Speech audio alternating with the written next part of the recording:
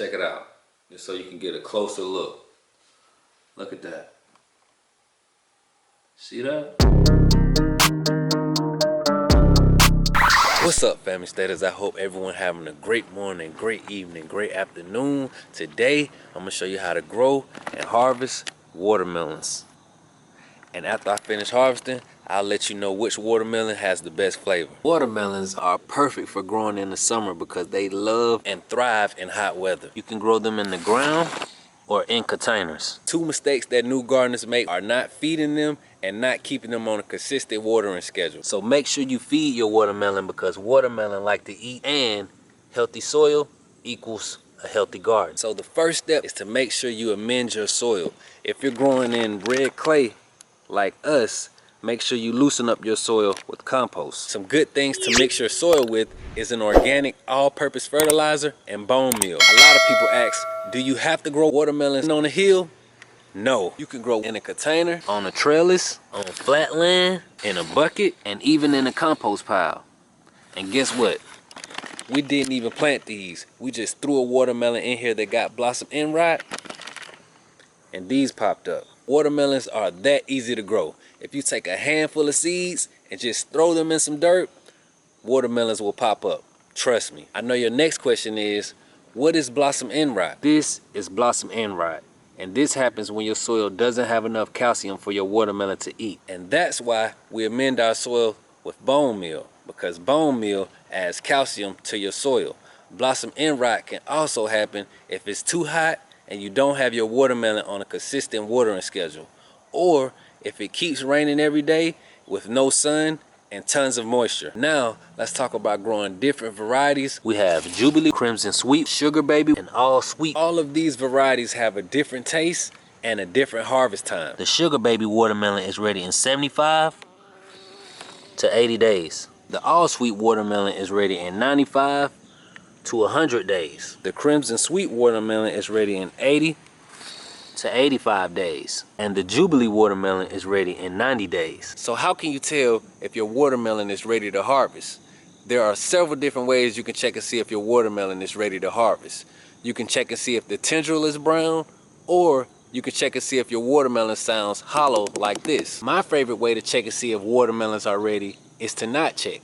All I do is start counting the days once the seeds germinate.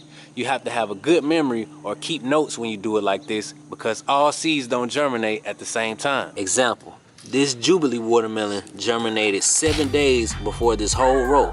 That's why we harvested this one last week. Check out this Sugar Baby watermelon row.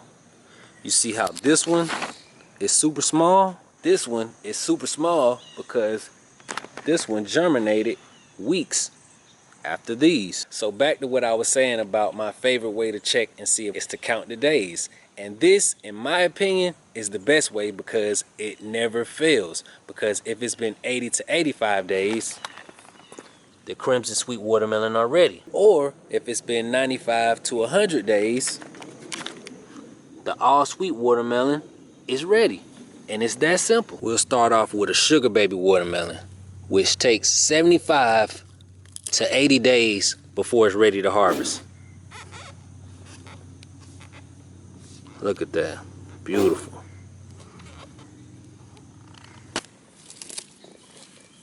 And I almost forgot to mention, just because it says it'll take 75 to 80 days before your watermelon is ready to harvest, doesn't mean you have to wait the exact 75 to 80 days. Your watermelon might be ready in 65, 68 days.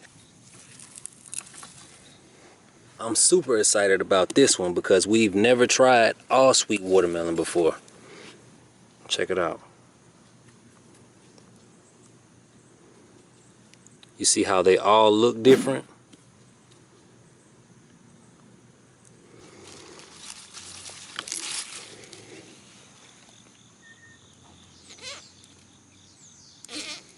This is heavy.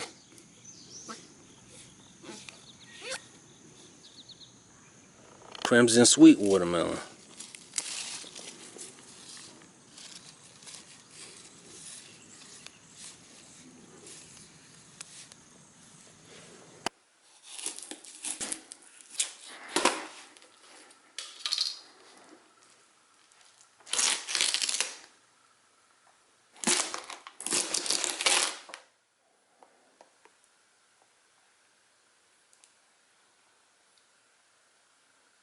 Beautiful. All right, fam, now it's time to find out which watermelon has the best flavor. A crimson sweet watermelon, a sugar baby watermelon, or a non-sweet watermelon. Which one you think has the best flavor, judging off the looks? Let us know in the comment section. So which one should we try first? The crimson sweet watermelon? All right, let's try it.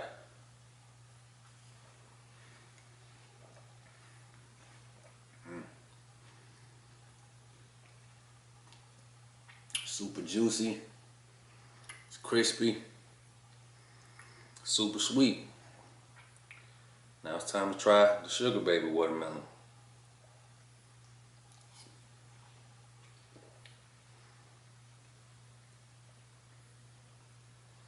It's the same, super sweet, super juicy. Now it's time to try an all sweet watermelon. This is our first time trying this one.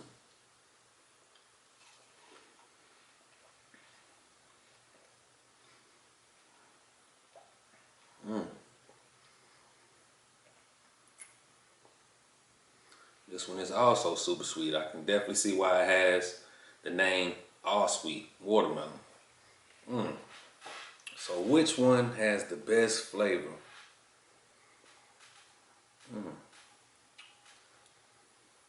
In my opinion, and my opinion could change tomorrow, but today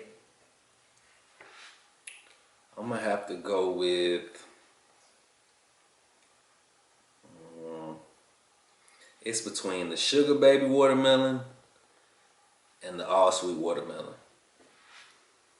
And I can't believe I'm saying that because we love crimson sweet watermelon. So, and check it out, just so you can get a closer look. Look at that. See that? Look at that, beautiful. See how red that is? Then you got the all sweet watermelon.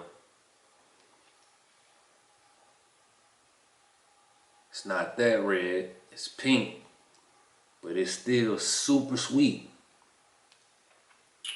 So today,